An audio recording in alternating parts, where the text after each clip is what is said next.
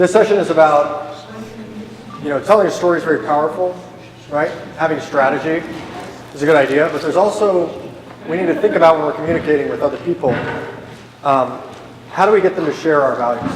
How do we get them to see things our way, right? And telling stories is a very powerful way to do that. But when you're talking to larger audiences, sometimes you got to follow that up with a delivery of the facts, right? And that's where communication becomes really important. So we also want to have a theory of change about our communications. We want to have a sense of strategic communications, right? Because we're not just telling a story and then saying, okay, there's an opioid epidemic, or hey, there's some immigrants, or I'm an immigrant. It's like, I'm an immigrant and now I need you to do this thing, right? I need you to take this action. And so we need to be really smart about using words that win. Because we can speak our truth as we see it, but some people may not be able to hear it that way. And there's this guy that works on the right wing named Frank Luntz. What he says is it doesn't matter what you say, it's what people hear that matters. That's what counts. So we need to be talking in a way that people can hear us, and that's what the strategic communication session is about. It's about immigration, and we're going to go really deep into immigration, but I'm not here to teach you about immigration, right? I want you to apply this to the issue that you're working in, and think about some of the things we're doing with immigration with regard to the issues that you work on, whether that's environment or choice or poverty or what have you, whatever it is. I want you to think about some of the lessons we learned in immigration from this study that we did. Did it with America's Voice Education Fund. They were the primary sponsor of it. They're the national leader in immigrants' rights communication. We worked with the Opportunity Agenda, who's another group out in California who does a lot of interesting and innovative stuff around communications. Lake Research Partners, Celinda Lake worked for Bill Clinton first time around, does a lot of work for Democrats and progressive causes.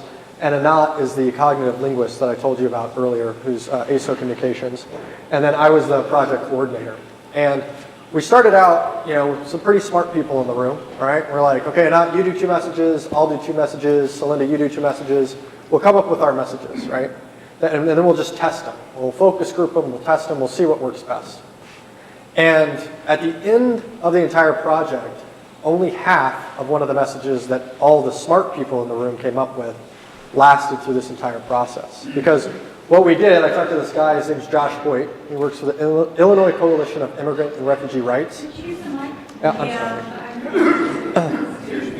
sorry. So this guy, Josh Hoyt, who works with the Illinois Coalition of Immigrant and Refugee Rights, we got done doing a presentation one day called Illegally Framed, and it was about how, maybe the way we're talking about immigrants is putting them in the, illegal, undocumented box. What if we talked about immigrants a completely different way? What would that even sound like? Because I don't think we had that language at the time. And I got done with this presentation, and Josh looks at me and he says, Ryan, you're really smart, but you need to listen. And so we went out to people from all of these organizations, and over 100 people from about 60 different organizations that work on immigrants' rights, people that, are people without papers who are in rooms and communities of people where they're talking to them, talking about how they're going to survive, as well as people that led national organizations, people that work for labor unions, everybody in between, mid-level managers, immigrants, people who are not immigrants but allies, the people on our team. And we took all of their kind of input and put it together, and that's where we developed these messages out of. So the messages you see today that work, the words that win, come directly from the mouths of advocates. And there's a reason why that works so well. We started with, what do you really want to say about immigration, right? And then what we found was that when we tested it, when we put it into focus groups and dial tests and polling, those were the words that worked the best. So the people on the front lines had a pretty good idea of what to say. So like most conversations about immigration, this one starts with Miracle Whip. Can you imagine why we'd start a conversation about immigration with Miracle Whip? Any guesses? No? Seeing nodding heads. Yeah, an immigrant developed it? That's a good guess. That's the best guess I've ever heard, but that's not why. The reason we talk about Miracle Whip is because they spend over 90% of their marketing budget. So it's like a Madison Avenue, $1 million marketing budget. Spend 90% of their budget talking to people who are always going to buy their product, who are always going to buy a lot of it, and never going to buy anything but Miracle Whip. See, in the world, there's 2 types of people. There are Miracle Whip people, and there are mayonnaise people. Who's Miracle Whip? We got a few. Who's mayonnaise? There's actually 3 types of people. I'm neither. But yeah, okay. We got a few allies over here. But what Miracle Whip knows is that they don't want to go and preach to the mayonnaise people. Hey, mayonnaise people, you're so wrong. You should love Miracle Whip. That's not what they do. What Miracle Whip does is they deliver ads to people that are always going to buy their product, always going to buy a lot of their product, and never going to buy anything but their product. Why in the world would you spend millions of dollars doing that? To make people feel good about the money they spend on your product. To make people feel good about the money they spend on your product. It's getting there. To keep them, that's the most common answer, right? You want to keep them buying more of your product. Make them buy more. To make them buy more, same thing, okay? But the real answer is that they're looking for brand advocates. They're looking for people who are going to buy your product, who really think your product is really good, to talk to their friends and families. To talk to and say, hey, I love Miracle Whip. Okay, it sounds crazy, but here's what they do. They make an ad in Better Homes and Gardens. It's about how to make chocolate cake with Miracle Whip. Who would do such a thing? Okay, exactly. Yeah, she did it. She saw it in Homes and Gardens. This is a real story. So they make this chocolate cake. You're over at their house. You're like, this chocolate cake is so moist and delicious. What is the secret? And she says, what does Mama say? Well, she said mayonnaise, but Yeah. Yeah. Mama says, Miracle Whip. We'll just shorten the story. Make it easy. But that was the secret ingredient. And so now you're looking at this cake and you're like, oh my God, can I even get the rest of this thing? But it is delicious, right?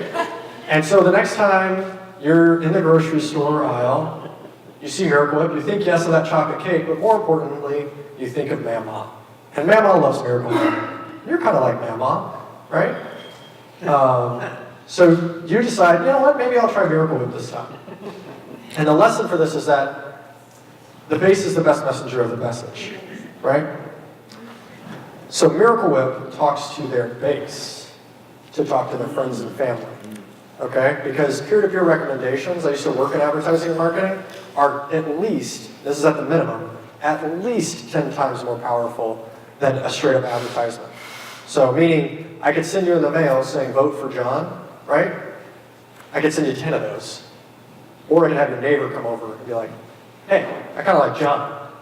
And that peer-to-peer recommendation is worth more than all of those advertisements you received in the mail, okay? So the important lesson of brand advocacy is, if you got a few $1 million and you got to sell Miracle Whip, talk to the people who love your product, who are never going to buy anything but it, and are always going to buy that product, because they will talk to their friends and family. And politically applied, this is really important for us, because I think we've gotten it wrong for a very long time. And the other side definitely understands this better. So this is America. We're a little bit left. We're a little bit right. And then there's this whole big persuadable middle in between. This is our target audience. And I'm going to come back to this a few times. I don't want you to think of like the middle as like these very high-minded independents who look at everybody they vote for and make an assessment about the best, the character of the best candidate. And even when it comes to dog catcher, it's important to have somebody that has integrity. That's not the middle. The middle is like people who are like, I don't really care, right? Most Americans, half of us, are kind of like, yeah, maybe I vote, probably not, but I don't really care. Like you ask them about immigrants, 50% of people just don't really have an opinion. They're like, I'm not an immigrant, I don't know any immigrants, I don't really care, right? So that's the middle I want you to think about, right? And for any message to effectively spread, what you need to do is engage activists, hello activists, to speak to these persuadable Americans, these ambivalent Americans in the middle, right? So we can't just say, go talk to the middle and be like, you're ambivalent, I want you to really care. Vote for John, buy Miracle Whip. It's not the way to do it. What we want to do is, we want to talk to people like you, right? And I'm going to tell you a way that you can talk, for example, today about immigrants in your community that's really effective when you go and you talk to your friends and your family. That will convince them to kind of see things our way, right?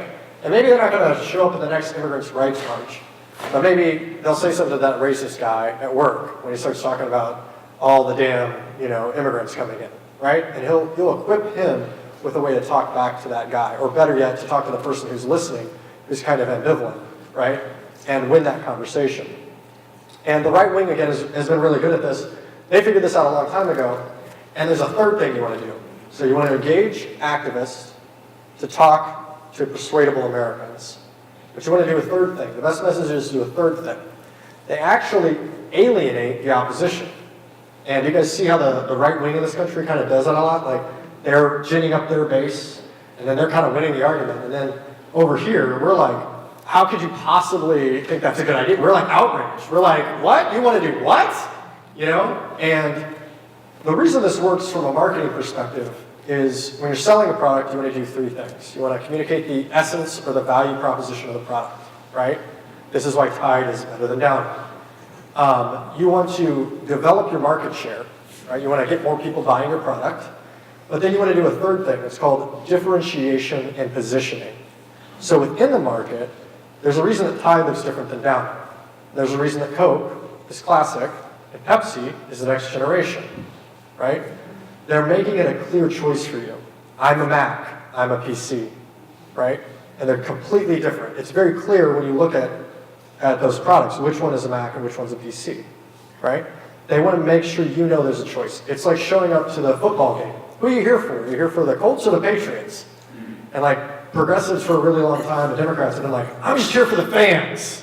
And people are like, you are a weirdo, right? So people know you're going to pick a side, right? They want to know that you stand for something. They want to know that you stand for the Colts, that you stand for the Patriots, right? And what that means about you. And if you act like you're the middle, it doesn't really make any sense why you're like so passionate. I am so passionate about moderation, says no one ever, right? So like, what we need to do is we need to engage activists, right? Brand advocates, right? We need to persuade the ambivalent, you know? And I'll talk to you in the next session, it is the next session, about how far you can really move people, right? You don't move ambivalent to going to the march, right? But we want to convince them to see things our way, and then we want to make sure we're differentiating ourselves from the opposition, right? So people know there's a clear choice to be made between the people that are standing on the right side of this issue and the people that are standing on the wrong side of this issue. I'll break it down this way. I'm very pro-immigrant, I'm very pro-union, pro-gay. You're never going to convince me to think any differently, no matter what you say. And most I'll say is, okay, I see your point, but I just disagree. And just like me, there's people on the other side, right? That they're always going to be anti-gay, or anti-union, or anti-immigrant. And there's nothing you can really do to convince those people. Every once in a while, a cold heart gets melted, I'll grant you that. But those aren't the people we need to focus on. The people we need to focus on is engaging our activists, right? To engage these people in the middle. And then make sure that these people know there's a clear choice between the people on the wrong side of this issue and the people on the right side of this issue. Okay, so now we're going to get into immigration messaging. And hopefully the sound works. This is always like the moment of truth. This is an opposition message. So what we did is we tested a bunch of message with dial testing. So people are sitting there and they're listening to the message, right? You kind of, have you ever seen like the presidential debate where they have the squiggly lines down at the bottom? Has everybody seen that? No? Okay, so most people. But so like Democrats, Republicans, and Independents all have like a little thing. And they can move it up if they like what people are saying, or they can move it down if they don't like what people are saying. And then they aggregate all the responses, okay? And then you get these little average lines. And you can see moment to moment, word to word, how different kinds of people are responding. So this isn't Democrats or Independents or Republicans. This is actually supporters of immigration versus opponents of immigration. And you're going to see the lines as they go across. And then I'll explain the lines so it makes a little bit more sense. And we'll do a few of these. But this is an opposition message. I didn't write this message. We literally just pulled this from the language of opponents of immigration. So this is what not to say, for those of you watching at home, about immigration. Illegal aliens broke the law to come here, and we have no business granting them amnesty. All that does is increase the incentive for future illegal immigration. Illegals are lawbreakers and they need to be sent back to where they came from. The last thing we need to do when 15 million Americans are out of work is to give amnesty to millions of illegal aliens who take our jobs, cost American taxpayers, and add to the deficit. They drain our tax dollars by getting government services without paying taxes. They drain our education dollars by requiring that we teach every class in 200 languages. They drain our healthcare dollars by filling up our emergency rooms, and they demand rights as if illegals have the right to demand anything. I'm tired of spending my tax dollars on services for lawbreakers who slipped across our borders illegally and don't belong here. We have to restore the rule of law, and that means stopping illegals before they cross the border and deporting those who are already here. Good fences make good neighbors, and it's time we built ourselves a good, long Fence. So, does this sound familiar? God, I'm sick of listening to this right now. All right. But I want to point out something really important. You know how it's kind of like clear that the conservatives get something and we don't quite understand about communication, right? And we just keep on trying to like do the same thing, right, against them, and it's not working. Let's look at what they're doing. Because that's how we actually started this project. We looked at what they were doing and what we were doing in tests like this, and we're like, wait, why does the pattern look different? Right? Why does their winning message look like this and ours looks like this? Or are we just doing it wrong? And the answer was yes. So this message engages their base, right? This red line is their base. It's anti-immigrant people, right? Then with our base, is this blue line? Yeah, they're alienated. They're not trying to get us to agree, right? And then these people are persuadable. They're the ambivalent, right? You ask about immigration, they're that 50% that are just like, I don't know, I don't care, right? I don't really know any immigrants, I'm not an immigrant. They're pretty persuaded by this, although the good news is that this isn't working as well as it used to, right? Good news is what? This message is not working as well for persuadable people as it used to. It used to be at about 70% or higher. Now it's only at about 60. And then this line is a subset of this green line. Okay, it's about 10% of all Americans. We did the test. We asked them a question on the front end, how do you feel about immigrants? And we asked them the same question on the back end, how do you feel about immigrants? 10% of the American population shifts from being ambivalent in the middle to becoming part of the base, right? So you can see which messages actually are shifting people from the middle, from ambivalence, into being a more active proponent of immigration. That's the shifter line. So it's a subset of this one. And then this line is advocates. We did something that I don't think has ever been done in public opinion research, at least in Democratic circles. We went back to the advocates, and in addition to like the 1,100 people throughout the country that we tested with these messages, we went back to the people that helped us create the messages, and we tested it with them to make sure all of our messages would be advocate approved as well, right? And this is the lowest that Celinda Lake, she said, this is the lowest I've ever seen a dial test go. She was like, even when you're talking about like an issue, like a really passionate issue like choice, you usually still have like 5 or 10% of people that are like, yeah, no, I can understand that. She was like, this is like rock bottom, literally like 0 at one point. So these are the advocates. These are like the people in this room, right? They're the people that actually take action on these issues. Is everyone clear before I move on from this, because you're going to see a lot of these? Is everybody clear what the different groups are, or do you have any questions? So if you were measuring us like that, would it dip down with the orange line?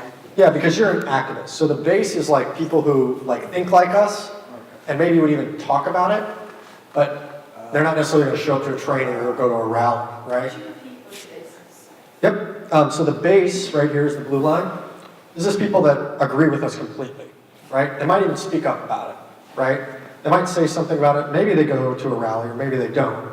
But these are people that literally for a living work on immigration issues, right? They're like the hardcore advocates. Like, they're like people in this room who like would go to trainings and participate in political activism, right? There's some of these people in there, but this is a much smaller sample. And this is they hear that talk. We think they hear that talk. Right. This is their response as they heard it. So this is time, okay?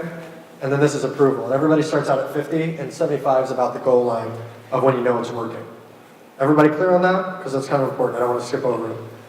No? Okay. So can you explain the orange line, what is happening amongst the advocates as time goes? Yeah, so they're hearing this, right? And they're either going to move it like, they literally have like a thing like this, and they're like, I like this message, I don't like this message. So it's like a lever that they're pushing up or down, right? This is like 100 people, averaged out, right? This is bad, right? Oh yeah. So this is like, this is bad, this is good.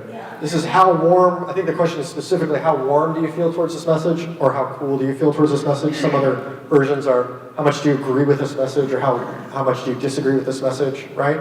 So that's approval and disapproval, and this is time. and it goes along with each word. Is everybody clear now? Even if it's just one, I want to answer your question. Well, the graph on the left is persuadable people, these people who have never bothered to think about the issue. Right, they just, when you ask them how do you feel about immigrants, they're like, I don't care. Yeah, it's 50% of Americans on immigration. And again, that's the green line. So whose base is it that's on the left? The base? The pro-immigrant base.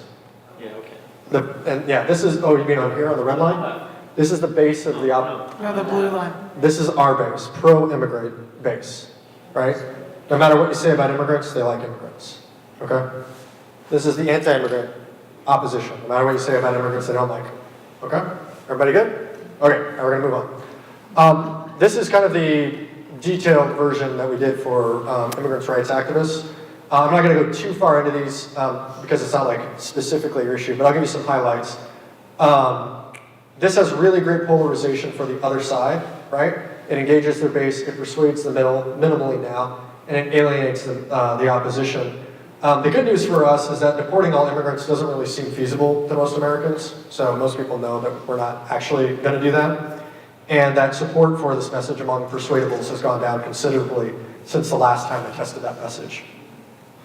So this is a message from Frank Luntz called High Fences, Wide Gates. It was like kind of the kinder, gentler anti-immigrant message that they're now kind of trotting out with this like earned immigration thing. So you'll hear some of what this guy came up with and what Trump says these days. America's immigration policy has gotten it backwards. It's too hard for honest, hard-working immigrants to earn their way to come here, and we make it too easy for those who want to break the law to be here illegally. We need to encourage legal immigration and discourage illegal immigration. We need high fences and wide gates.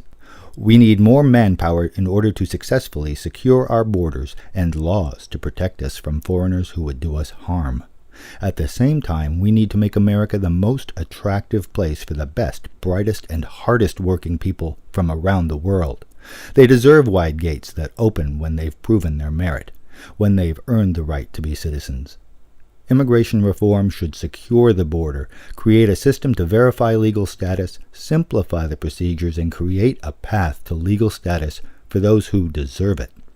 We need high fences to keep out those who want to come here illegally, and wide gates for those who want to come here the right way. So this message is a lot more persuadable. They realize they have a problem on immigration, right? But it engages their base, right? And then it's still pretty alienating to our base. The only part where they really win our base back is they say, immigration to America brings the best and the brightest from around the world to our shores, right? So that's something we can use, right? We can snatch that from them and use that for our purposes. But that's why they got the base back up here, and why didn't just stick at 50. But if you look at the advocates, right, the people that work on the issue, they're all over the place. They're like, no, I don't like this. Even though the base, who's like pro-immigrant, right, it's kind of like, yeah, I can see what that is. Like the people that are advocates are like, no, I know where this is going. You know what I mean? And they're like, I don't trust these guys. But then like, the best and the brightest, they're up there too, right? So this was a message that they used to be more strategic about their communications. This is the right way. This is still an opposition message, yep. Some of the highlights are, we need to make America the most attractive place for the best, brightest, and hardest working people from around the world. That's something that works for us. We can grab that message from them. And then, one of the things that Anat says is really problematic with this is it presupposes immigrants as others, right? So they're just like people that are not us. And that's going to be a really important point later on in the conversation. How do we talk about immigrants as us, not other?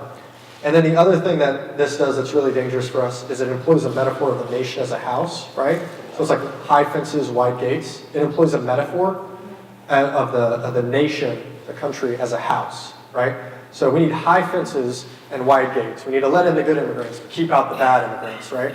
And that metaphor is really powerful because the way your brains understand things is through simplifying metaphors. And so if it's a house, the immigrants come in for a while, they stay as guests, very temporarily, and then they are asked to leave. And if they don't leave, then they are criminal trespassers, right? See how that's like embedded in the metaphor of the house? So there's other metaphors we can use that are more effective to convey our perspective.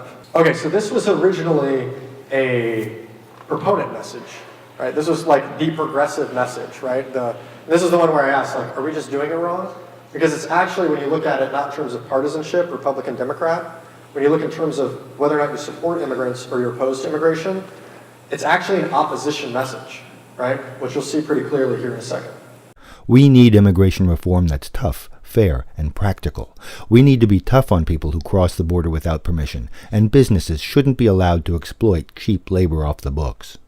We need to be fair to American citizens who shouldn't have their wages and jobs undercut by cheap labor, and fair to businesses that play by the rules and pay their workers a decent salary with decent benefits.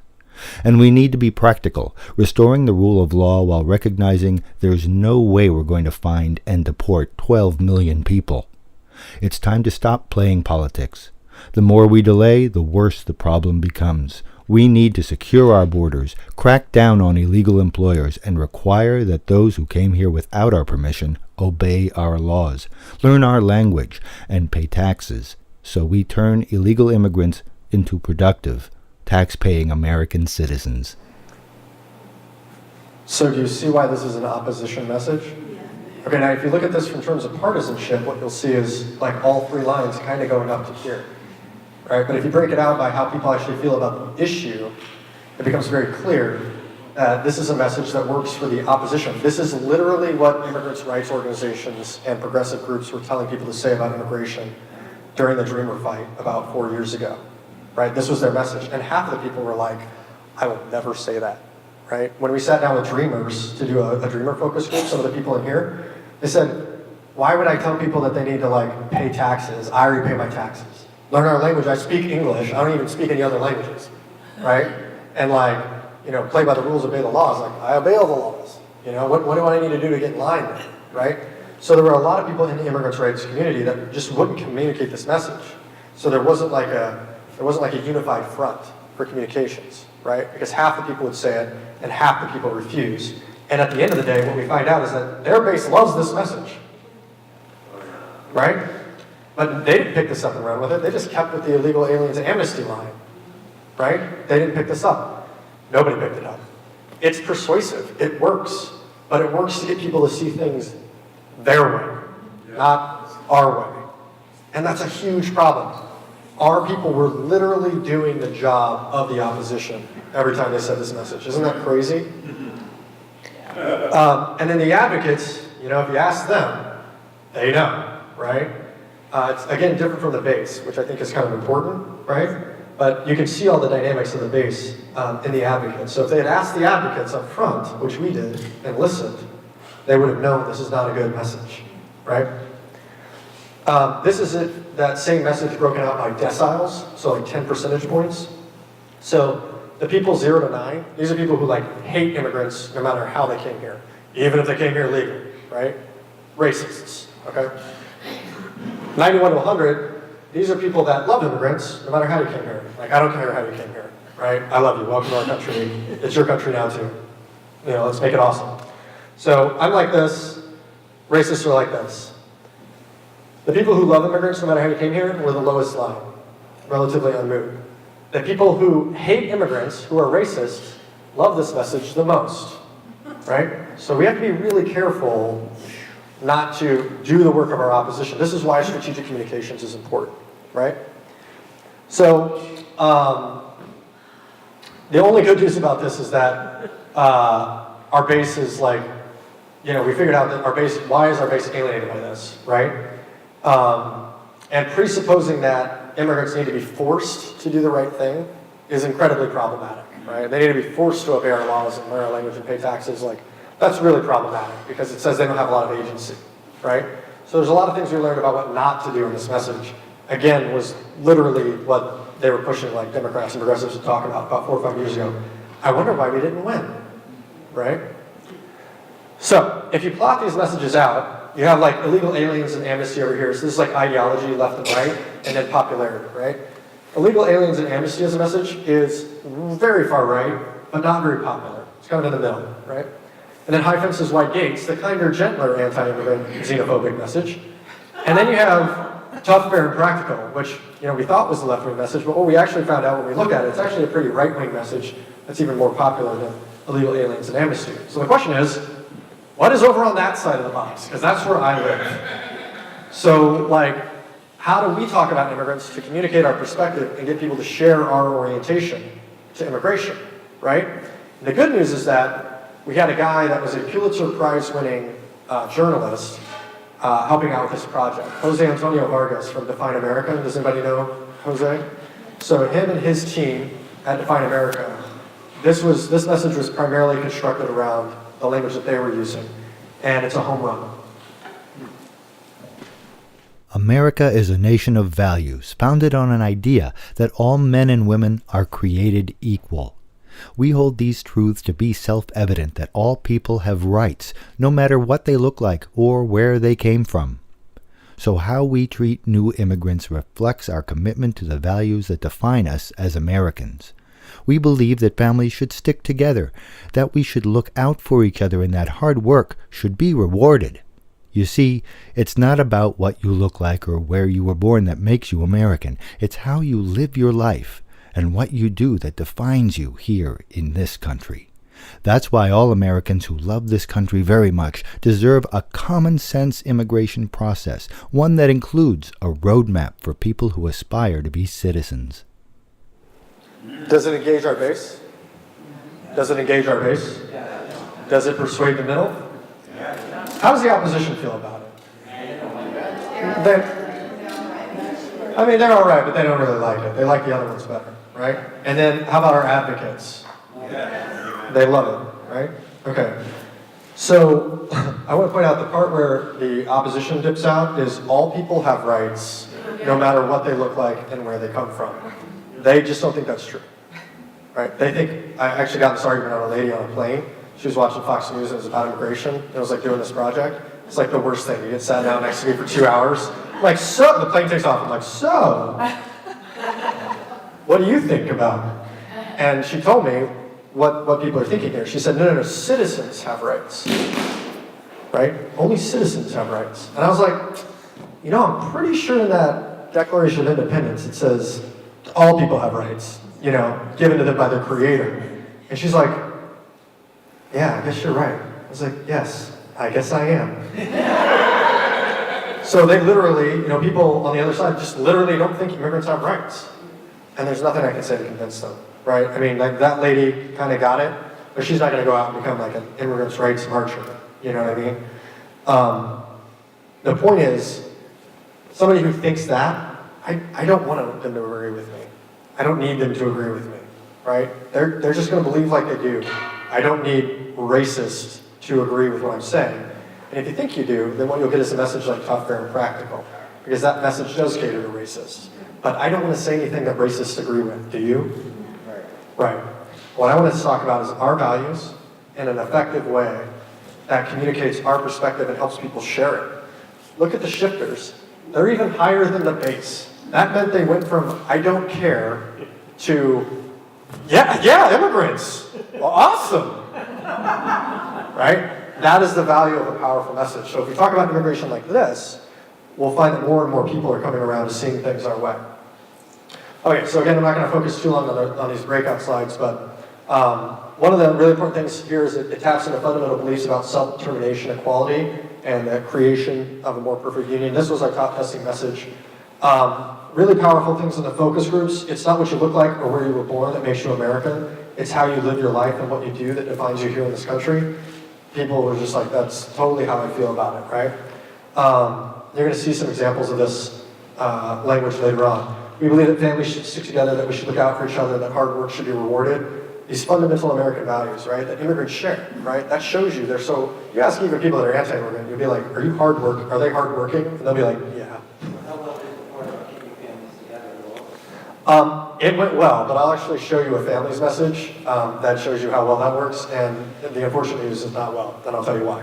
But if you throw it in here, it works, right? Because it's about, we believe in that families should stick together, right? And they don't think you're talking about deporting, Bobby away from mom, right? They think about, oh yeah, families should stick together, like me and my kids, right? So I'm going to go on to show you a few more messages. I'm actually going to show you the family message since you brought that one up. This is a message that didn't work so well. I'm not going to play it. I'm just going to show you guys the dynamic for reasons of When time. it comes to immigration law, So this is kind of a typical pro-immigration message about how, like, justice is impractical. We shouldn't be doing bad things to immigrants. It's going to cost $300 billion to, deport all these immigrants, 10 million immigrants. And it just doesn't do well. Like, the advocates really like it, but they don't actually like it as well as the other proponent messages, right? And look at the base. It's not really working. And the shifters are like, yeah, it's pretty convincing, but it's like about as convincing as like illegal aliens amnesty is to the other side, right? And then their base really doesn't like it. So that's the one good part about this is like their base is like, I hate this. So, but that's about it. It's not as effective, right? You can talk about it in those terms, but it's not as effective. This is the second most powerful message that we tested. When we asked people, how would you explain what immigrants are to a 4-year-old child in the advocate interviews? 95% of people said the same thing. Said people who move. And then they gave the laundry list of reasons why they thought people moved. So Anat noticed afterwards, she's like, yeah, it's really funny. I looked back at all the previous messaging about immigration, and there was like no talking about people moving, which is like what immigration is, right? But when we ask immigrants, like, put it in the most simple terms. You got to convince a 4-year-old kid.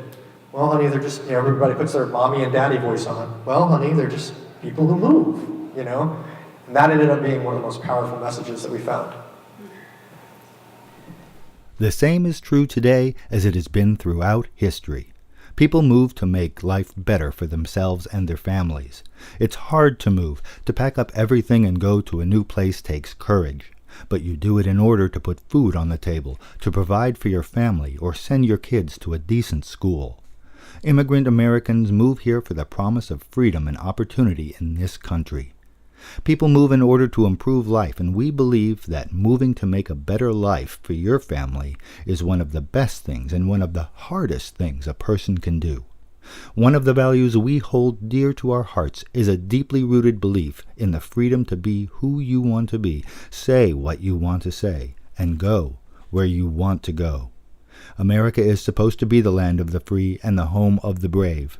That's a good thing, so let's keep it that way. Do you agree with that? Yeah. Would you say this? Would you say it? Like the things that were said in this slide. Would you, when you're in a conversation with your family and friends and they're like, I just don't really care about immigrants. And you're like, you know what I think? I just think people move. Right? It's too simple. But it's not. Because do you believe in global climate change? Okay, why do you believe in that? Science, maybe? Okay, yeah, science. Evidence, right? Statistical truth, right? You can put it to a scientific test. And this is a scientific test. Polling is science, okay?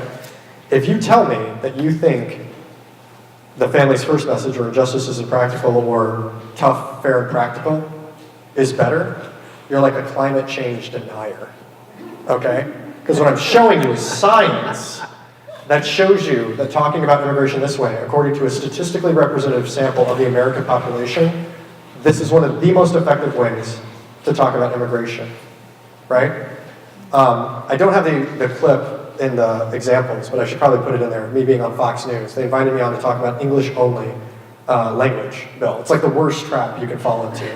Like we saw it in the study. It's like, you get talking about that, and you're in like even our base isn't with you, right? And I was like, well, how do I go on and do this? Do I talk on Fox about this horrible issue that I know just like puts us in the corner?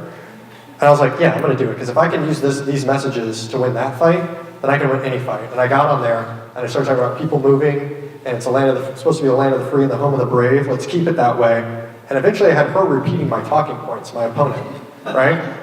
So maybe later I'll look that up and show you, but you use these messages. It is so simple, but that's how, it's simple enough for a 4-year-old to understand, right? So that means that everybody you talk to is also gonna get it. And according to science, the planet is warming. According to science, saying people move is one of the most effective things you can say about immigration.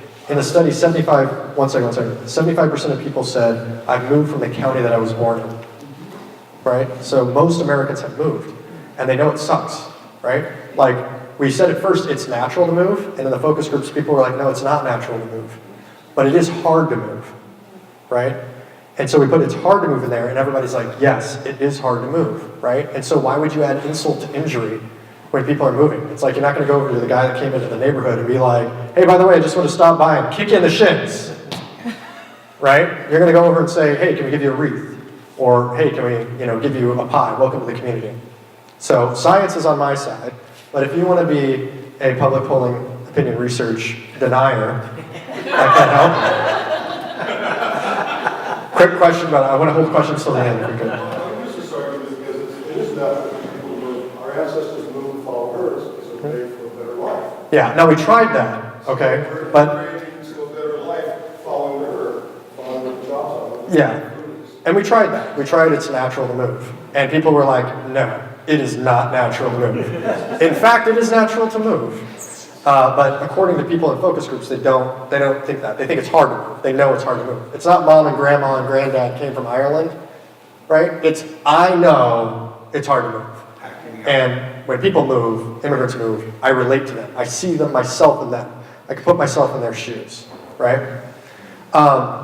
So one of the most powerful things here is one of the values we hold dear to our hearts is a deeply rooted belief in the freedom to be who you want to be, say what you want to say, and go where you want to go. When we asked Americans about America, they're like, what's the word? Before we even told them the project was about immigration, so they have no idea what they're sitting there for. We said, what do you associate with America? And if you make a word cloud of their responses, it's like freedom and a bunch of other little words, right? So the dominant association that Americans have with America is freedom. And the dominant association they have with freedom is freedom of speech. So that's why we led with, to be who you want to be, say what you want to say. So prime them for the freedom of speech thought, and then say, go where you want to go, right? I want to be able to go where I want to go. I don't want somebody telling me I can't go to the mall. Yeah, that's America. Well, maybe somebody shouldn't be able to tell me I can't come here too, right? Don't tell me where to go. Cool, so that's one of the most effective ones too. I'm going to skip this one. So this is families first. I think one of the most heart-wrenching things in the stories you hear from immigrants, and I heard a lot of terrifying stories about immigration doing this project, because one of the questions we asked was, tell me a story about immigrants. And people told me about being in detention centers personally when they couldn't get soap and things to take care of themselves or toothpaste, and really living in horrible conditions, or walking across the border and almost dying or having things worse happen to them. And then getting here and then being ripped away from your family that you've lived with. To me, it's the motivating factor, right? It's one of the reasons I'm so motivated to do this work. But unfortunately, according to science, it's actually not the most effective way to talk about this issue. Most families moved here in the past for the same reason that American immigrants move here today, to raise a family in a land of opportunity. Through the hard work and sacrifice of their mothers and fathers, the American children of immigrant parents are able to live the American dream here in the home of the free. But some politicians push deportation policies that separate husbands from their wives and children from their parents. No reasonable person feels it's worth wrecking marriages and separating families to deport every immigrant living here. 1 out of 4 children born in America have immigrant parents. Students, Little League players, prom queens, and it's in our best interest to ensure all children are able to reach their full potential right here in this country. Husbands, mothers, sons, and daughters deserve to stay with their loved ones, so we should work to keep families together here in America. So the polarization of this is nearly perfect. That's the one benefit. It's a very clear choice between us and them, right? But where we lose the persuadable Americans, the ambivalent people, is when we start talking about separating people from their families. They just don't believe it happens. So we're in a focus group, I think, in Atlanta. And so Linda's running it. She's talking to this woman. She's saying, okay, so imagine now I give you a news article about this woman being deported and being separated from her children. How would you react to that? And so she looks at this one lady, and the lady goes, yeah, I just don't think that would happen. And she's like, okay, well, so the lady goes, okay, well, just imagine that it happened, And she's like, yeah, no, I just don't think we'd do that. And so the lady goes, okay, well, now I'm going to tell you that this is actually a real story and that this did actually happen. So now what do you think about it? And she goes, Yeah, I just don't think that happened. Wow. So people just refuse to believe that our country is capable of such an atrocity. It is an atrocity that happens every day in this country. And we know that. And our advocates know that, right? And our base knows that. But the middle's just not buying it, right? And that's a really sad thing. We'd either have to do a lot more education about the fact that this is the case in this country, and we need to do that education. But when we're thinking about strategic communications, this message isn't as effective for us, and that's just the harsh truth of it.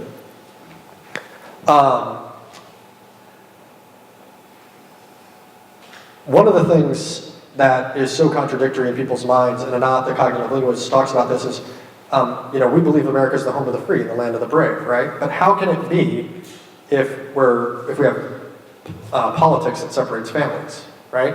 So they can't deal with the cognitive dissonance of trying to hold those two things together. And I think that's probably the key to understanding why people literally refuse to believe this. Even if you show them the news article in front of their face, they're just like, I just don't think that's real. They think their kids go with them, right? Because we wouldn't do that. So we have to be able to operate within the kind of context of what people believe about this country as we move them to see things our way. And then at some point, we'll move them a little closer and a little closer, and then they'll be like, yeah, I did read this story about these immigrants getting separated, and hopefully at some point they'll be telling their friends about that. But right now, it's just not the most effective thing to say. It might be an effective story, right? When people are telling their personal stories, it can be very effective. But in political communications, beyond narrative, we need to be using different arrows from our quiver. So this is Roadmap to Citizenship. This is kind of like all the messages, greatest hits put together. Somebody in the room, when I first started this project, they were like, so how do we actually, how does this apply to laws and things? How do we apply all this rebranding of immigrants and immigration? How do we apply that to laws, right? And I was like, okay, who's the lobbyist in this room? And she raised her hand. I'm like, okay, that's your job. All right, my job is to create the political will for it, right? And so if we deploy all these messages in the population and people start to see immigrants as us, right, and we win that argument, we need to apply that to a political conversation that's about actual legislation, changing policy, right? So the question was about midway through the project, okay, can we do that? Can we use the stuff that we figured out is kind of working and apply it to a legislative conversation? And there's good news. America deserves a common-sense immigration process, one that includes a roadmap for new Americans who aspire to be citizens. Everyone agrees that the current patchwork of policies and programs is mismanaged and broken, and it breaks up families. For those currently striving for citizenship, the current maze of regulations provides no light at the end of the tunnel, because there's often no line to get into for becoming a fully participating American. For aspiring citizens, the essential rights of citizenship should be attainable by taking a test of our history and government, paying an appropriate fee, and pledging allegiance to our country. People move their families here to the land of freedom and opportunity in order to provide a better life for their children and contribute to our culture in this country. In order to do our part to welcome newcomers, we need to create a common-sense immigration process that recognizes the hardships and contributions of people moving here, keeps families together here in this country, and creates a roadmap to citizenship for new Americans who aspire to be citizens. So one of the most powerful things in here is the idea of aspiring citizens, right? And when my friend from the AFL-CIO first told me that, I was like, I don't know, are people going to buy that? It kind of sounds euphemistic. But when we did the testing and we did the focus groups, people loved it, right? And if you think about aspiring citizens, it's the primary noun there is citizen. So we're calling immigrants citizens. We're assuming they're citizens. And then we're adding an adjective modifier. They're aspiring citizens. So it's really saying they're us. Whereas undocumented worker is other person who doesn't have these random documents, and I don't even know what documents they need, but maybe they should go get them, right? Right from the word amnesty, doesn't it? Yeah, it's not even couched in their whole argument about the rule of law. It's about let's have a process. Let's say the Pledge of Allegiance, not learn English and pay taxes. You know what I mean? This actually accurately describes the process, and it engages our base, and it persuades the middle. They're right there with each other, and the shifters again are above the base. Right? The people that were ambivalent are now coming on board. The momentum of agreeing with us takes it even above and beyond our base, and the advocates will say it too. So it's a really powerful message. Some really powerful language is America deserves a common sense immigration process, one that includes a roadmap for new Americans who aspire to be citizens. I'll talk a little bit more about new Americans in a second. And then people move their families here to the land of freedom and opportunity to provide a better life for their children and contribute to our culture in this country. Women really responded better to contribute to our culture. Men responded better to contribute to our economy. So if you think of your audience member, you might want to adjust accordingly. The good news at the end of the day for all the messages is every message that we tested is advocate approved. That's every single message, all of the advocate dials. So we know that if we hand them this baton, right, they'll get off the starting block and go take it and start spreading it to their friends and their families and other activists. And particularly People Move was actually the one they pick up quickest and run with. Where there was language that they where they didn't agree with, so we said, America is known around the world as the land of the free and the home of the brave. So a lot of these folks are from other countries, and they're like, yeah, that's not true. Like, I've lived in that country, and they don't think that. But when we said America is supposed to be the land of the free and the home of the brave, they're like, I agree with that. So we adjusted the messages as we went along to really incorporate their feedback. And then we can see the opposition, or the advocates, the way they respond to the opposition messages. It's all over the place, right? It's either they hate it, or they love parts, or they hate other parts. Even messages that we recommended they say in the past, like tough, fair, and practical, right? It's all over the place. So we can use these messages. We know our advocates will repeat them and deliver them, right? The base is the best messenger of the message. So it's really good news that these are advocate approved. It's baked in the cake. It's a little Miracle Whip joke. Okay, so when you're talking about marketing, this is a concept from lifestyle marketing. What they say is you want to achieve an overlap of identity, right? So you want to see the product or the brand, and then you want to see yourself in that product or brand, right? So you have the brand, Gatorade, right? And then you want to show a sweaty athlete who's like your audience member, how they see themselves, really working hard, doing awesome, and pumped, and yeah, jacked, and like so strong.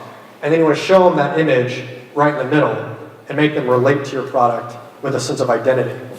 So when we're thinking about this in terms of politics, we want to do the same things here. It's very simple. We want our brand, immigrants, right, to kind of like go out to these persuadable Americans, those ambivalent folks, and help them see themselves in immigrants, right? So if it is or it is ill, this is undocumented or illegal, it's other. It's somebody else.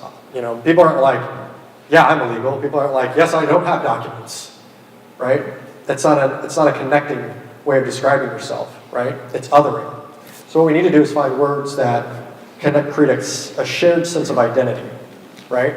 And so when we ask people, I looked at this in terms of like the common terms. We said, how do you want to talk about immigrants? What words do you think best describe immigrants to you? No surprise, illegal aliens is the most popular, and illegal immigrants is the most popular among the opposition, right? But our base hates it, right? Which kind of makes sense. But what's really interesting, if you look at undocumented workers, it's actually not that much more popular than illegal aliens. Isn't that interesting? Or illegal, it's about the same. Undocumented workers and illegal immigrants to our base is the same. But these other terms, new Americans and aspiring citizens, very popular with our base. 36 and 38, right?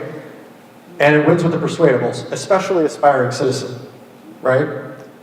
Very popular. The opposition doesn't like it at all. That's okay. We're not trying to convince them, right? They respond to these terms, like new Americans, like we respond to illegal, right? So we're defining them again as immigrants, or as Americans, right? Immigrants are new Americans. The core identity of that is Americans. I'm an American, you're an American. There just happen to be new ones. Let's just modify, they're just new ones, right? Citizens. I'm a citizen, you're a citizen. They're just aspiring citizens. So you see yourself in the immigrant, right? That's what we want to be communicating. Not that it's un or ill or other, because if it is, it's somebody else's problem.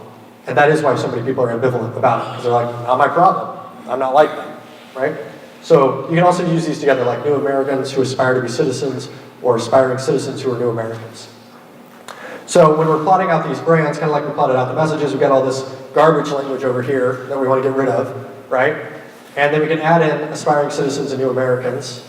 And then hopefully at some point, we knock that off and knock that down, and this become the most common way that we talk about immigrants in America. So what we want to do is replace things like undocumented workers with aspiring citizens, illegal aliens with new Americans, illegal immigrants with new American immigrants, another popular version. Instead of saying we want to reform the immigration system, we want to say we want to create an immigration process. The reason is because Anat says you reform bad things, like a naughty school child needs reform, right? So if we're saying we're going to reform immigration, it's implying that immigration is bad. But if we say we need to create an immigration process, it assumes that one doesn't exist. And the truth is, for dreamers especially, one doesn't exist, right? So we need to create that process. Instead of saying pathway to citizenship, we need to say something like roadmap to citizenship. A pathway is something an animal travels in the forest. When we looked at the immigration language that even advocates were using, the animal metaphors are abundant. They're being snared by ICE. They're being trapped, by immigration agents, right? There's all this language that refers to immigrants unconsciously as animals. So we need to take that away. Things like pathway, or snared, or ensnared, or trapped, and change things like roadmap for citizenship. A car is something, or a road is something you travel in a car to get to a destination. The destination is citizenship. People travel in cars. Immigrants are people. Paying taxes, people don't believe that immigrants pay taxes. By the way, immigrants do pay taxes, like more taxes than most of us. But people just don't buy it. But if you talk about the commitment to the country, they will agree with you that immigrants are committed to this country. And that's what they're really getting at when they're talking about paying taxes. Like, how committed are they to staying here? Or are they sending money back home? It's about commitment to country. Do jobs that no one wants. No human is illegal. This is language that doesn't help us either. What you want to say is contribute to our culture, contribute to our economy. No human is illegal. We should say all people have rights, right? It's a way to connect with people rather than create an othering. And then they want this conversation to stay in the secure the borders rule of law framework. This is the framework we are trapped in. It is about these laws. It is about the rule of law. That is not true. It is about the fact that people move, and that it's hard to move, and people have been doing this throughout history, so we should probably figure out a way to help them do that. And about the value, the American value of freedom, which is the most essential value we have, right? It's what Americans think about when they think of America. And the one thing I know is that we change our laws to fit our values. We don't change our values to fit our laws. And that's why they want to keep this argument over here, and why we need to shift it over here. Here's a few examples of, after we did this study, of people using it. One of the ones I'm most proud of is this White House Task Force on New Americans. That's Barack Obama's website. Donald Trump has now taken it down. You can't find it anymore. You can get a screenshot, though, thankfully. And they started using this language. I mean, they literally called their task force New Americans. Nobody was using this language before we, made it up. This is the AFL-CIO. This is the president of the AFL-CIO. It's hard to move, and it's verbatim, language from the study. So we even got labor, which is one of the hardest constituencies on this issue specifically, to kind of bring along on immigration, created a real shift, and they actually helped a lot with the study as well. And then here's an example from former Senate leader Harry Reid. When he was in office, if you went to his immigration site on his government website, it was verbatim from language from this project too. So we got politicians and public interest groups to both be talking on the same page, right? Which is a really powerful thing to do. And then I'm going to show you two kind of like... America is a nation of values founded on an idea. That all men and women are created equal. We hold these truths to be self-evident, that all people have rights, no matter what they look like or where they come from. So how we treat new immigrants reflects our commitment to the values that define us as Americans. We believe that families should stick together. That we should look out for each other. And that hard work should be rewarded. You see, it's not what you look like or where you were born that makes you American. It's how you live your life and what you do that defines you here in this country. That's why all Americans who love this country very much deserve a common sense immigration process. One that includes a roadmap for people who aspire to be citizens. Hi, my name is Jose Antonio Vargas, and I approve this message because now is the time for a new conversation about immigration. Join the conversation at defineamerican.com. That's an ad we put together directly off of the messages, and that's the reason they're kind of like that 60-minute or 60-second length, so they can be turned into like an advertisement. And we put that up in a very small market during the Super Bowl. Definitely got the attention of the White House when we did that, even though it was like someplace in like Bismarck, Montana or something. But they were like, Super Bowl ad, what? So I wish we could have played it everywhere. It would have been awesome, but that's why we made that. Here's a more recent example from some of the Dreamer protests that have gone on this year. I think you'll recognize some of the words. It's not what you look like or where you were born that makes you American. 800,000 dreamers who call America home are at risk of losing status now that President Trump ended DACA. Dreamers and their families moved to the United States for the same reason that immigrants like my parents have been coming here for hundreds of years. To build a better life. To raise a family in a land of freedom and opportunity. America is at its best when it embraces the ideal that all people are created equal. How we treat dreamers reflects our commitment to the values that define us as Americans. We believe that families should stick together, that we should look out for each other, and that hard work should be rewarded. In 2018, we have a chance to do what... Sound familiar? It's pretty cool. So the language that we developed a few years back is like really permeated. They've even created organizations that are like the Institute for New Americans, and entire like organizations have been like at this. And a lot of the advocates have really, some of the politicians are taking a little bit longer to really like come around. We did a presentation for the Progressive Caucus in Congress, but a lot of the advocates have really embraced it, and you're starting to see it come out in more prominent ways. Like it's Alyssa Milano and all the people that are really working on the fight for the Dreamers right now. So. We can do this, we can catch up to the conservatives who have known how to do this better for 40 or 50 years. And the good news is that we can do exactly what they do scientifically, strategically, and we can communicate our values in a way that most Americans will share our orientation, start seeing things our way. The one thing we can't do that they do is they use a lot of fear and othering and hatred, and we actually tried it, to be honest with you. We tried to make the bad guy, point out the bad guy. In the story, it just didn't work as well for our people. I don't think we think like that. In a certain way, it's a certain fundamental disconnect. So maybe stay away from that. But if you talk in this inspiring language about the country that we're creating, and this better world that we'll live in, where even your, Raphael, the immigrant down the street from France, doesn't have to worry about hiding in the shadows, and neither does Jose, who comes from a Central American country, who makes awesome tacos.